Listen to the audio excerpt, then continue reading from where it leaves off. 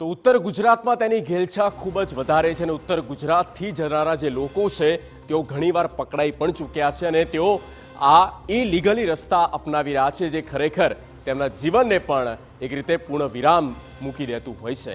ત્યારે કેટલીક બાબતો આપણે ગ્રાફિક્સ થ્રુ સમજાવવાનો પ્રયત્ન કરીએ। ઉત્તર ગુજરાતમાં વિદેશનું વળપણ વધારે છે અને તેમાં મહેસાણા કડીમાંથી વિદેશ જવાનું વધારે છે।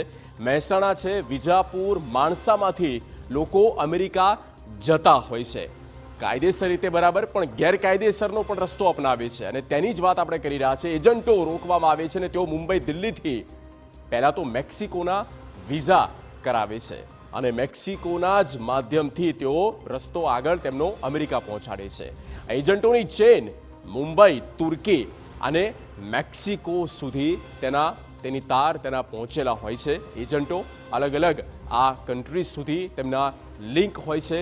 લોકો કેનેડા અને મેક્સિકો બોર્ડરથી ગેરકાયદે આ કન્ટ્રીઝમાં એન્ટ્રી લે છે, ત્યાં પ્રવેશ કરે છે। નિકારાગુઆથી મેક્સિકો બાદ અમેરિકામાં પણ ઘૂસણખોરી સતત વધતી જઈ રહી છે અને મેક્સિકોમાં 1 થી 2 મહિના સુધી વેઇટિંગ પણ કરવું પડે છે।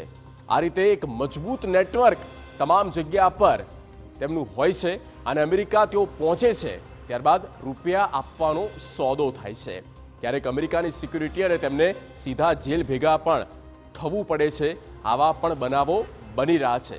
આ ગેરકાયદે પ્રવૃત્તિ છે ઇલીગલી અને જે ન જ થવી જોઈએ આ પ્રકારની, જ્યારે ઘેલછા જે છે ખાસ તો ઉત્તર ગુજરાતીઓમાં તે સૌથી વધારે જોવા મળતી હોય છે। યેન કેન પ્રકારે કોઈ પણ રીતે બસ તેમને અમેરિકા કે પછી કેનેડા વસવું હોય છે। હવે વાત કરીએ કમાણીની ઘૂસણખોરી વાત કરીએ તો વ્યક્તિ દીઠ 60 લાખ રૂપિયા લેવામાં આવે છે।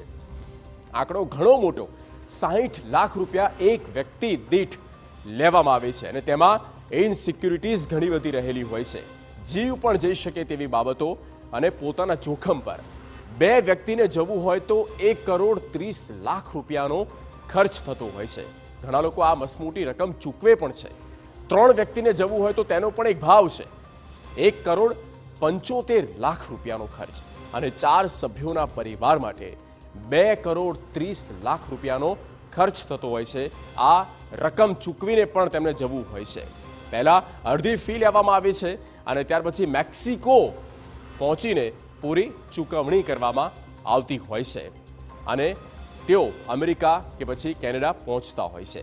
ઉત્તર ગુજરાતની વાત કરીએ તો ઉત્તર ગુજરાતમાં 10 એવા મોટા એજન્ટો છે, તેઓ આ પ્રકારનો ધંધો ચલાવી રહ્યા છે। આ ગેરપ્રવૃત્તિમાં લોકોને ઇન્વોલ્વ કરી રહ્યા છે અને તેમને આ પ્રકારના કાવા દાવાઓ કરીને બસ તેમને ગમે તેમ કરીને તેમના જે મંતવ્ય સ્થાન સુધી પહોંચાડતા હોય છે અને આ જ બધી બાબતો જે છે તે ક્યારેક તેમના જીવ જતા હોય છે અને તેમનો ભોગ લેવાતો હોય છે। આ પહેલાં પણ ડિંગુચા પરિવારને આપણે યાદ કરીએ, કઈ રીતે કેનેડા તેઓ ગયા અને એ બરફમાં એટલે કે ઠંડીમાં તેઓ ઠૂંઠવાઈ ગયા, માઇનસ તાપમાન હતું એ ટેમ્પરેચરમાં, તેઓના મૃત્યુ થઈ ચૂક્યા હતા।